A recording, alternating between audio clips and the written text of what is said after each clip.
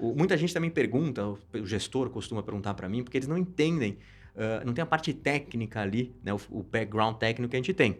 E quando a gente fala em autoridade, às vezes backlink, etc., o pessoal viaja na maionese para não falar que às vezes sem querer faz besteira, né? Mas eles têm muitas dúvidas dos fatores de posicionamento. Então a ideia aqui é desmistificar um pouco e tentar resumir, porque os fatores em si, tipo, são tantos que a gente não vai nem conseguir explicar, nem os conhecidos nesses tantos. Mas eu acho legal a gente pegar o gestor, que é aquele cara que tem uma visão mais global do negócio, ele precisa ter uma noção de quais são os principais fatores, o que ele precisa estar olhando ali para a equipe dele, né? Conta um pouco para a gente a sua visão sobre isso. Eu gosto de falar que tu olha para aquilo que tu vai tomar decisão, né? Porque tem aquele processo, né? Dados, informação, conhecimento, tomada de decisão, né? Um processo clássico, né, de Perfeito. conhecimento, né, cognição humana. Isso aí não é SEO, né? Isso aí é a forma como o ser humano pensa. Se tu vai analisar dados que tu não vai tomar decisão, cara, deixa para alguém que vai analisar aqueles dados. Então não adianta, por exemplo, um gerente ou um CMO olhar só tráfego. Sim. Cara, ele vai ter que olhar o quê?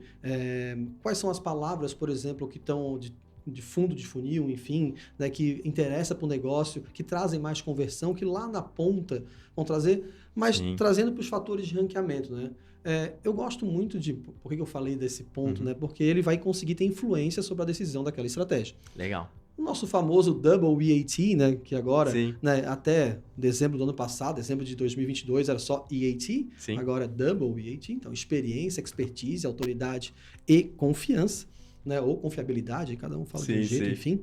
Isso é algo que um gestor pode atuar diretamente. Perfeito. Né? Porque ele pode usar a influência dele para conseguir trazer pessoas do nicho de mercado para melhorar o blog dele.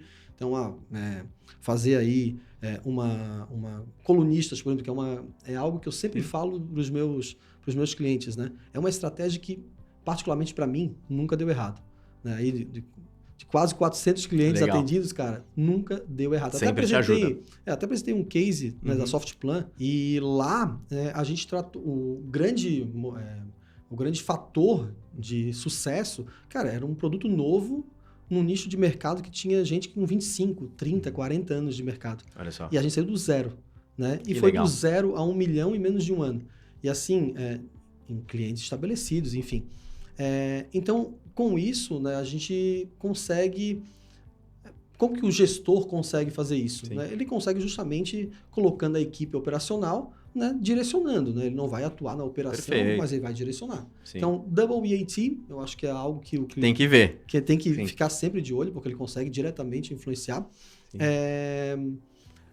Cara, questões mais operacionais, eu acho um pouco complicado de gestores... tomadores de decisão diretos, CMOs, gerentes e tal. Mas aí o coordenador, por exemplo, ele pode ver a quantidade de palavras-chave indexadas, ele pode ver como é que está a distribuição dessas palavras no funil, que eu acho bem importante, porque não adianta ter lá 90 palavras em topo de funil. Perfeito. Putz, e agora? Como que eu vou virar essa galera? Sim. Né?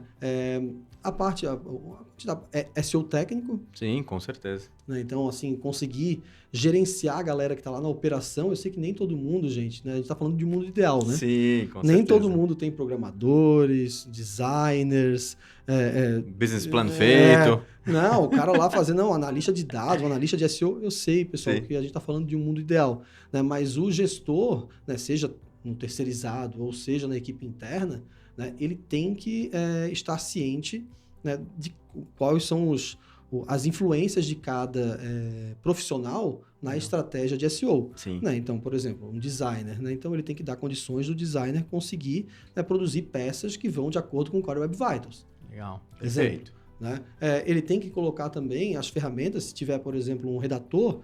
Cara, se o cara tiver, a gente falou, né, do SEMrush, né, do Suggest, enfim, se tiver aquilo, vai ajudar na operação dele. Perfeito. Então, eu acho que o gestor tem que dar ferramentas para a operação trabalhar sem problemas.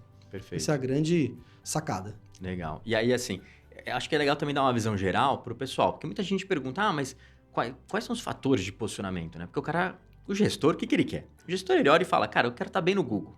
Eu quero estar me posicionando bem. E muitas vezes o gestor não tem noção, mas ele quer se posicionar bem numa palavra que não é nem qualificada.